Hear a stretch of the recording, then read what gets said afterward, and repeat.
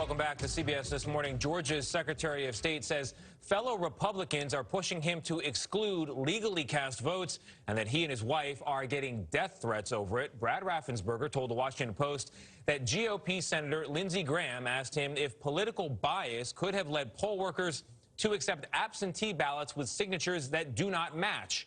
According to the Post, Senator Graham seemed to suggest that Raffensperger find a way to throw out legal ballots. Senator Graham calls the allegation ridiculous. CBS News, by the way, projects that President-elect Biden is the winner in Georgia, where he leads by 14,000 votes. And Georgia Secretary of State Brad Raffensperger joins us now. Mr. Secretary, I want to begin with the Lindsey Graham back and forth. We have been following on this show efforts to challenge votes in a variety of states. Mostly that's been lawsuits so far. But now you're saying that Trump ally Lindsey Graham pressured you in a phone call to potentially throw out legally cast ballots. He says that's ridiculous. Why do you believe that's what his intent was? Well, when Senator Graham called, I just assumed that he was calling about the two runoffs for the senators, so I called him back. And then during our discussion, he asked if ballots could be matched back to the envelope, the absentee ballots could be matched back to the envelope. I explained our process after it went through two sets of signature match. At that point, they were separated. But then Senator Graham applied for us to audit the envelopes and then throw out the ballots for counties who had the highest frequency error of signatures. And that I tried to, help explain that that's because we did signature match, you couldn't tie the signatures back anymore, to those ballots. Just like with if you voted in person, my name is not on my ballot. And so it can't be tied back to me. It's really something that's been around for over 100 years, the secret ballot. This is a very serious accusation. He says you guys had a pleasant conversation, calls it very nice, and says if you have a problem with it, that's on you. Was there a moment in the call where you said, I'm sorry, Mr. Senator, but what you're asking me to do or suggesting I should do is not up to me and is not right morally, legally, or otherwise? I really just we got off the call and I said I would circle back, and I talked to counsel and I get back to him, and we just decided the best action was not to get back and re-engage.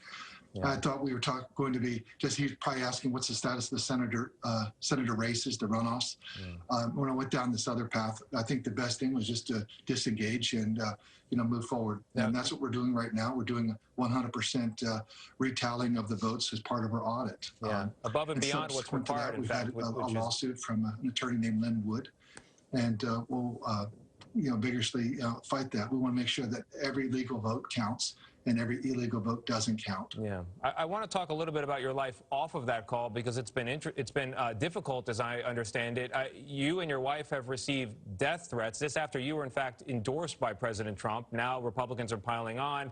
One of those threats said, "You better not botch this recount. Your life depends on it." That's pretty clear. Who do you blame for those text messages? Do you put some blame on the president and his allies who have called your work into question? I think it's everyone that's just been spinning people up, and understand that we have a lawful process in Georgia.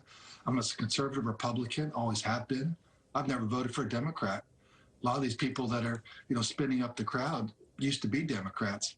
I've always been a conservative Republican, and I want to make sure we have a lawful process, because I think integrity still matters. We understand that we came through a tough election in 2018. Stacey Abrams lost. She lost by 53,000 votes, and she never went away. She never admitted that she was beaten. So I think making sure that we have election integrity is very important. It's making sure that we finish the drill, that we make sure that we count all legal votes. And at the end of the day, and that's what this audit is going to do, we're going to count every single paper ballot, and then those will be the results, and that is what the state will certify. You mentioned, you've got to go on living in that state, you and your wife, long after this election is over. Are you concerned that if the president and his allies do not tone down their rhetoric or elevate their speech, as you've put it, you could have trouble? Well, I think right now people have really inflamed emotions, and I get that. But I think eventually when people really come to, accepting the hard fact, this is what the results are. I, as a Republican, I wish the results would go another way. But I think at the end of the day, what you're going to see is this audit is going to verify what the machines counted.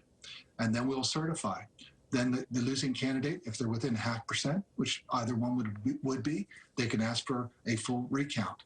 and then we'll scan those ballots through again. That is their right, and we're going to follow state law. Yeah, we should underscore as we part here that there's been no issue with the voting machines. Signatures were verified, and you did locate about 2,600 ballots that had not been counted the first time around. They were on a memory stick.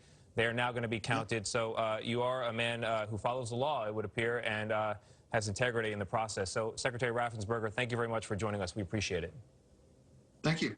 All right, ahead, shocking claims about the Louisiana State University Athletic Department from several women alleging